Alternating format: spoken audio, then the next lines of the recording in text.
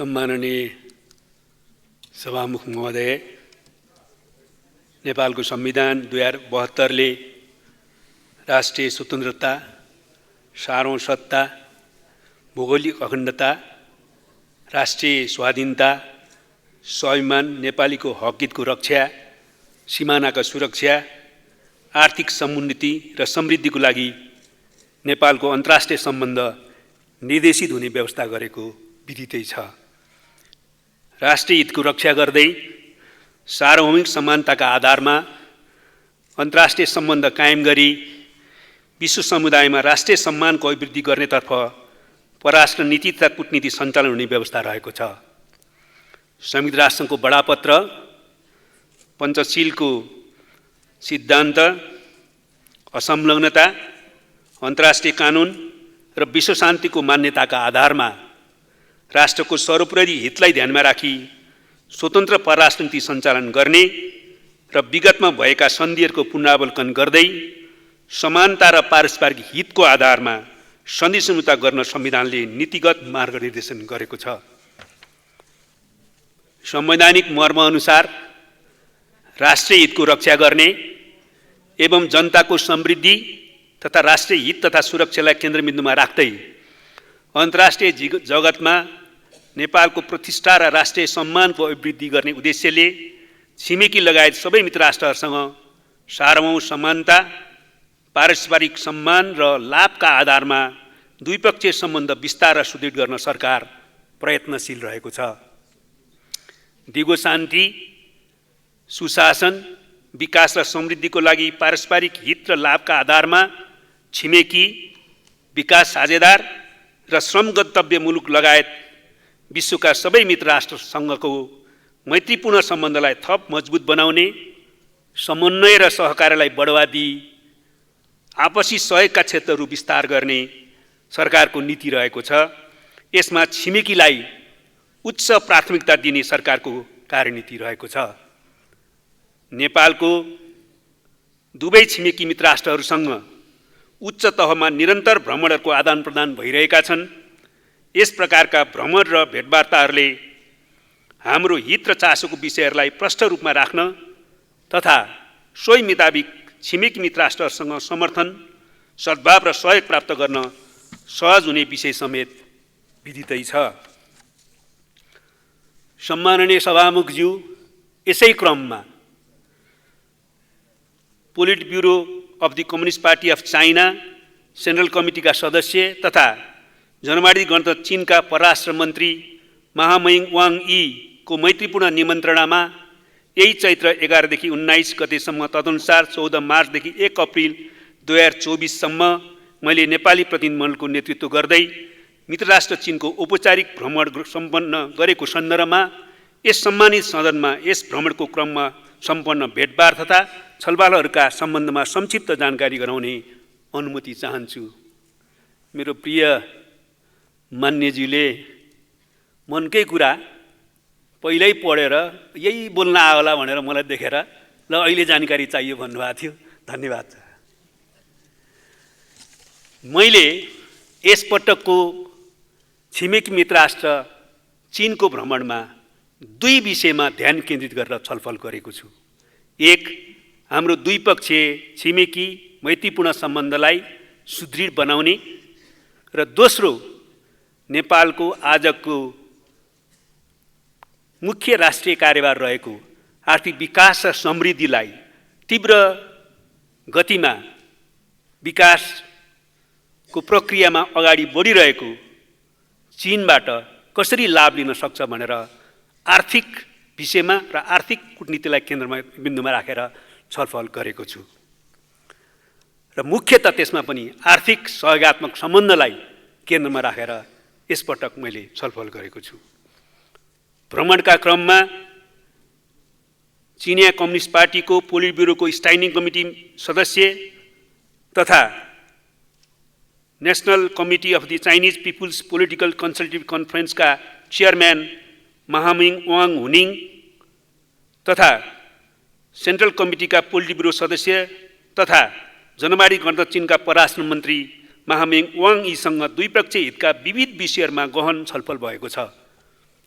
साथै चिनिया communist party छोङछिङ नगर समितिका सचिव तथा सीपीसी सेन्ट्रल कमिटीको पोलिट ब्युरो सदस्य महामहिम युआन जियाजुन चिनिया कम्युनिस्ट पार्टी तिब्बत स्वायत्तताका सचिव तथा चिनिया कम्युनिस्ट पार्टीको केन्द्रीय सदस्य महामहिम वान जुनछेङ सिन्चुआन प्रान्तका गभर्नर महामहिम हुआङ छियाङ र चिनिया कम्युनिस्ट पार्टी अन्तर्राष्ट्रिय विभागकी भाइस मिनिस्टर महामहिम सुन हायनसँग भेटघाट गरी नेपाल चीन सम्बन्धका विविध आयामहरूमा छलफल गरेको छु।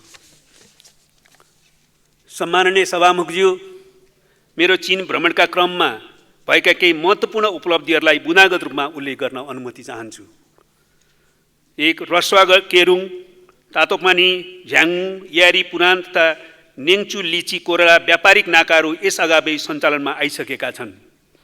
कोभिड महामारीका कारण बन्द भएका नेपाल चीनबीच विद्यमान 14वटा परम्परागत व्यापार सीमा नाकाहरू यथाशीघ्र खोल्न चीन पक्ष तयार भएको छ। यसबाट चीन सीमा नजिक बसोबास गर्ने नेपाली दिदीबहिनी तथा दाजुभाइहरूको दैनिक जीवन तथा व्यापार व्यवसाय सहज हुने अपेक्षा गरेको छु।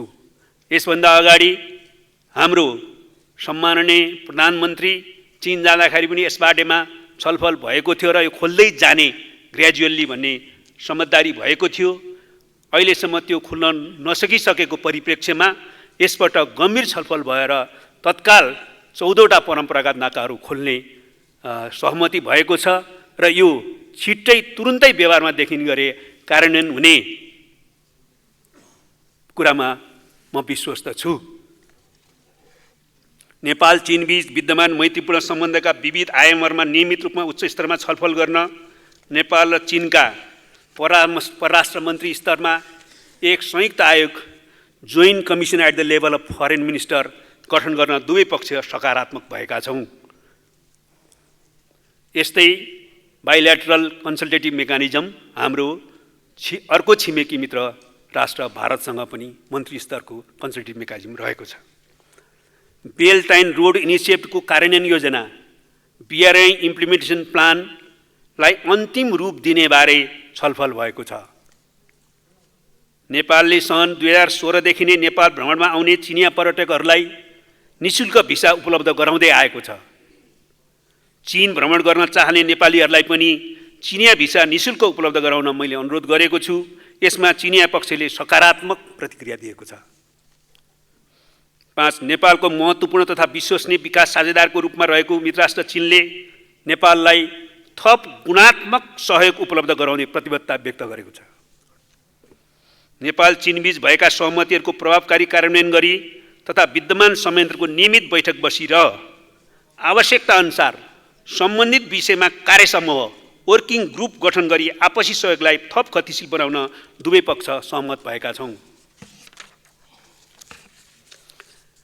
यसमा हाम्रो बाइल्याटरल मेकानिजमहरू छन्, हाम्रा कूटनीतिक संयन्त्रहरू छन्, तिनीहरूले अझ प्रभावकारी ढङ्गले काम गर्नुपर्ने आवश्यकता त छँदैछ। तर ठोस विभिन्न क्षेत्रहरूमा काम गर्नलाई आवश्यकता परे फलोअपको लागि र नयाँ सम्भावनाहरूको खोजी गर्नको लागि सम्बन्धित क्षेत्रमा वर्किङ ग्रुप नै बनाएर बरु काम गरौँ भन्ने कुरा भएको छ।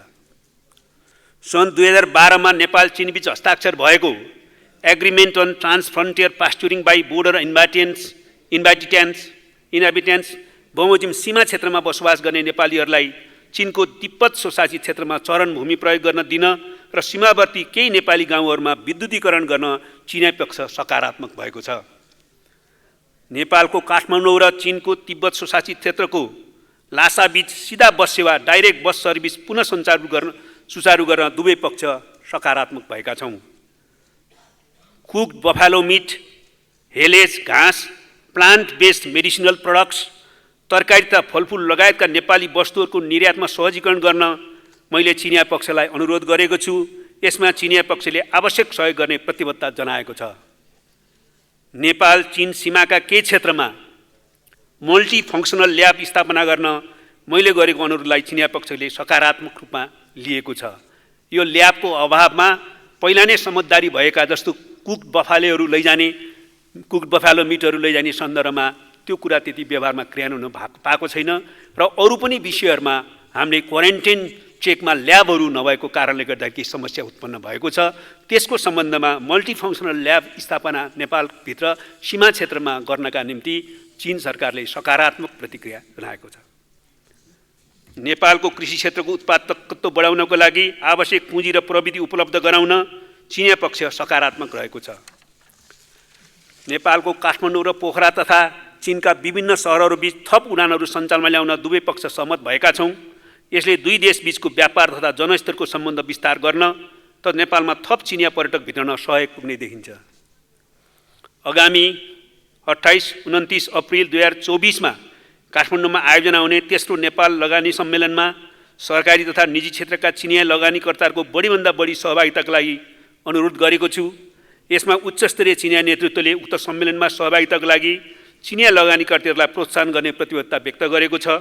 साथै बेइजिङ स्थित नेपाली राजदूतावासले 26 मार्च 2024 मा आयोजना गरेको प्री इन्भेस्टमेन्ट समिटलाई समेत सम्बोधन गरी चिनिया लगानीकर्ताहरूलाई नेपालमा लगानी गर्न अनुरोध गरेको छु।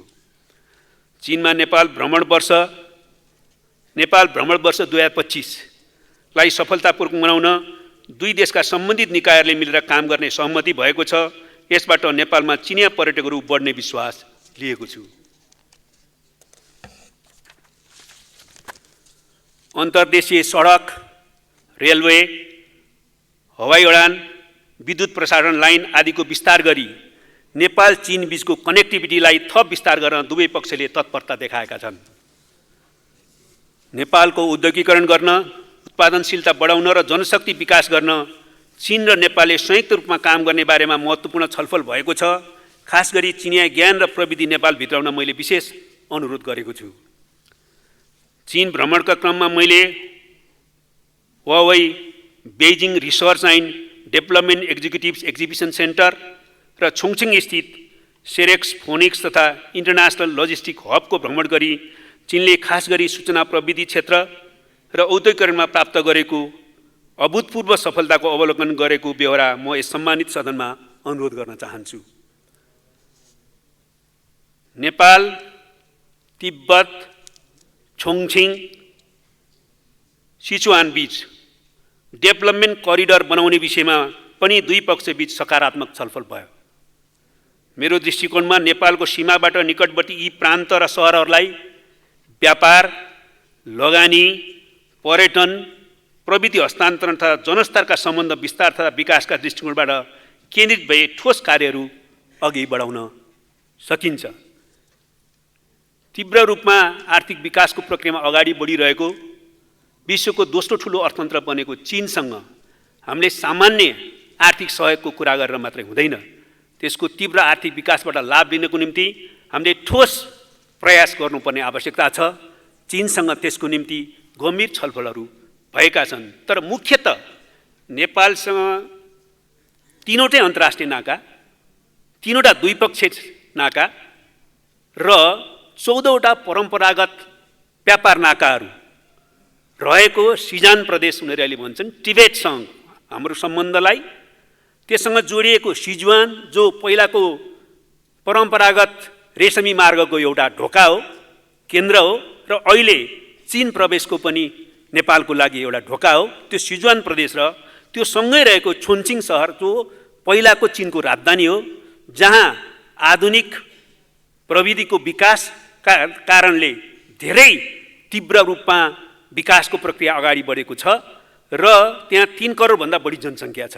यदि हामीले सिजान अथवा तिब्बत, सिजुआन र छोङछिङलाई नेपाल चीन विकासको सन्दर्भमा एउटा आर्थिक विकास करिडर बनाउन सकियो भने मेहनत गरेर त्यसले धेरै लाभ लिन सक्ने स्थिति छ। त्यसमा हामीले एकचोटि छलफल गर्दै छोड्ने गर्नु हुँदैन। हामीले त्यसलाई चाहिँ गम्भीर गृह कार्यका साथ हामीले त्यसबाट लाभ लिने सम्पूर्ण प्रयत्न गर्नुपर्नेछ।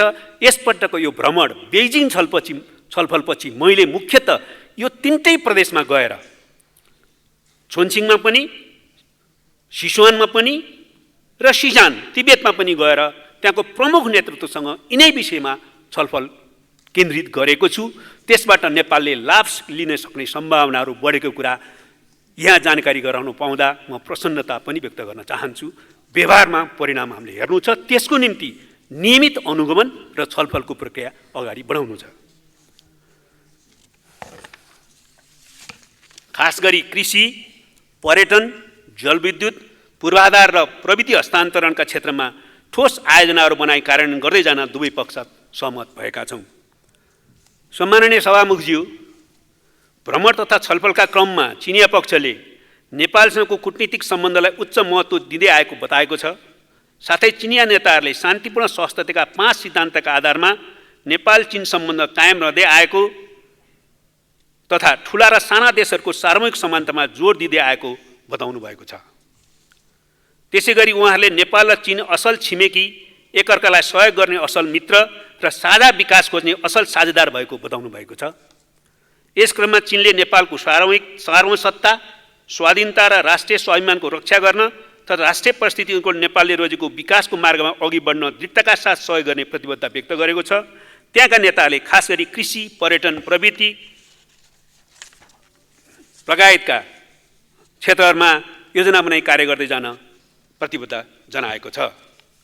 यो हाम्रो छलफलपछि, बेइजिङमा भएका उच्चस्तरीय छलफलपछि चिनिया परराष्ट्र मन्त्रालयले हाम्रो छलफलको विषयलाई उल्लेख गरेको आधिकारिक सार्वजनिक जानकारीमा यो बताइएको छ। सम्माननीय सभामुखज्यू, मेरो यस भ्रमणले नेपाल र चीन बीचको आपसी समझदारी थप गहिरो भएको र नेपाल र चीन बीचको सद्भावले थप उचाइ प्राप्त गरेको ठानेको छु। आपसी सहयोग र सहकार्यका क्षेत्रहरूमा विस्तृत र स्पष्ट छलफल भएका छन्। यसले नेपाल र चीन बीच विद्यमान सदियौं पुरानो बहुआयामिक र मित्रवत सम्बन्धलाई थप प्रगाढ बनाउन, सुदृढ बनाउन मद्दत गरेको छ भन्नेमा म विश्वस्त छु। सम्माननीय सभामुखज्यू, यसअघि नै मैले हाम्रो परराष्ट्र सम्बन्धको कुराकानी गर्दा दुई छिमेकी मित्रहरूसँगको सम्बन्धलाई हाम्रो प्राथमिकताको विषय बताएको छु। उत्तरी छिमेकी मित्र राष्ट्र चीन जस्तै भारत हाम्रो अर्को महत्त्वपूर्ण छिमेकी राष्ट्र हो, जसँगको सम्बन्धलाई पनि हामीले प्राथमिकतामा राखेका छौँ र महत्त्व दिन्छौँ। हामीले भारतसँग इतिहासदेखि रहिआएको असल मैत्रीपूर्ण सम्बन्धलाई अझ प्रगाढ बनाउनु छ र तीव्र विकासको पथमा अगाडि बढिरहेको भारतसँग पनि आर्थिक साझेदारी र सहयोगात्मक सम्बन्धलाई बढाएर नेपालको विकास प्रक्रियामा लाभ लिन सक्नु परेको छ। यस सम्बन्धमा भारतसँग हाम्रो मैत्रीपूर्ण सम्बन्धहरू स्वाभाविक रूपमा अरूसँग झैँ पारस्परिक सार्वभौमिक समानता, पारस्परिक लाभ र दुई देश बीचको सम्बन्धका विशिष्ट पक्षहरूद्वारा निर्देशित छन्। यसका कतिपय विशिष्टताहरू अत्यन्तै ऐतिहासिक प्रकारका छन् र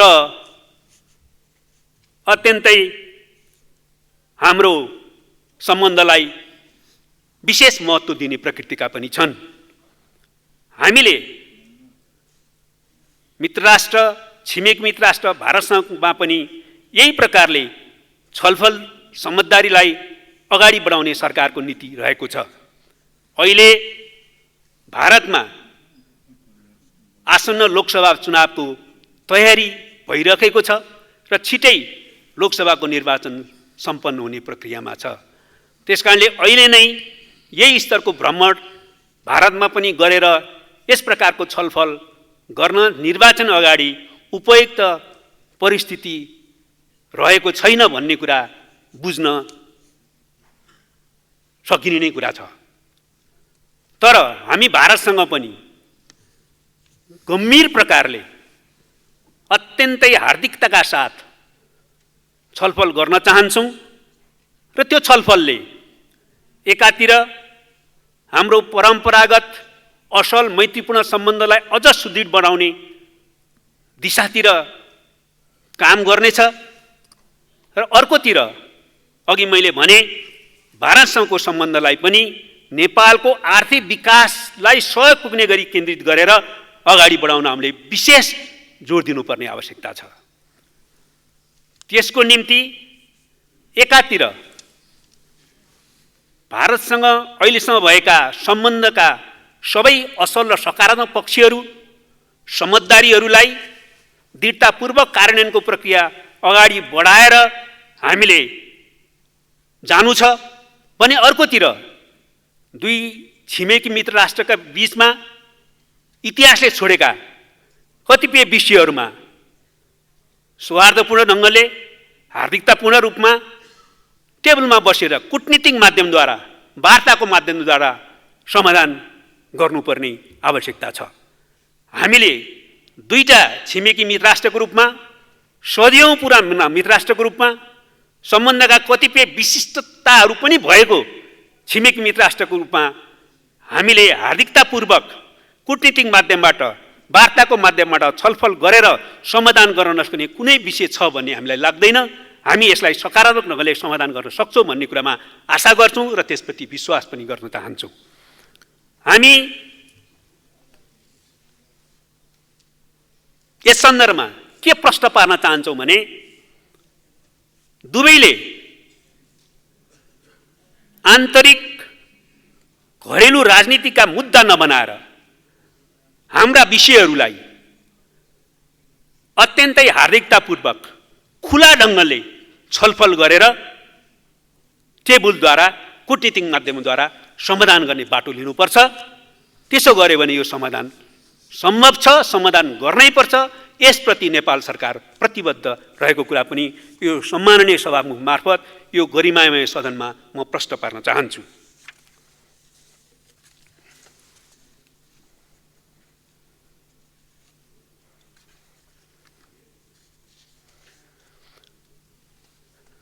अन्तमा सभामुख महोदय मार्फत यो गरिमामय सदन र सम्पूर्ण राजनीतिक पार्टी, नागरिक समाज र जनसमुदाय समक्ष दुईवटा राष्ट्रिय कार्यभारलाई मूल मन्त्र बनाउन र मन, चिन्तन र व्यवहारलाई यसैमा एकनिष्ठ बनाउन हार्दिक अपिल गर्दछु। पहिलो, एसिया केन्द्रित हुँदै गएको बदलिँदो वर्तमान विश्व परिस्थिति र हाम्रो भूराजनीतिक अवस्थिति एवं त्यससँग जोडिएको संवेदनशीलतालाई ध्यान दिएर पुर्खाहरूले कहिल्यै कसैको उपनिवेश बन्न नदिएको हाम्रो देशको सार्वभौमिकता, भौगोलिक अखण्डता र स्वाधीनता र स्वाभिमानको रक्षा एवं शुद्धिकरण गर्ने र यसको लागि स्वतन्त्र परराजनीति एवं उच्च कूटनीतिक कौशलको अभ्यास गर्ने, यो हाम्रो आजको एउटा मुख्य राष्ट्रिय कार्यभार हो र यसलाई हामी कुशलतापूर्वक पुरा गर्नु छ। चुनौतीपूर्ण छ, सम्भावनाहरू छन्। त्यसकारणले यसलाई हामीले स्वतन्त्र परराजनीति र श्रेष्ठ कूटनीतिद्वारा हामीले पुरा गर्नु छ।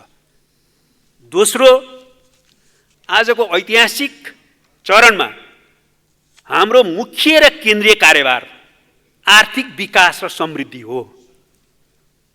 हाम्रो मूल ध्यान यसैमा केन्द्रित हुनुपर्दछ।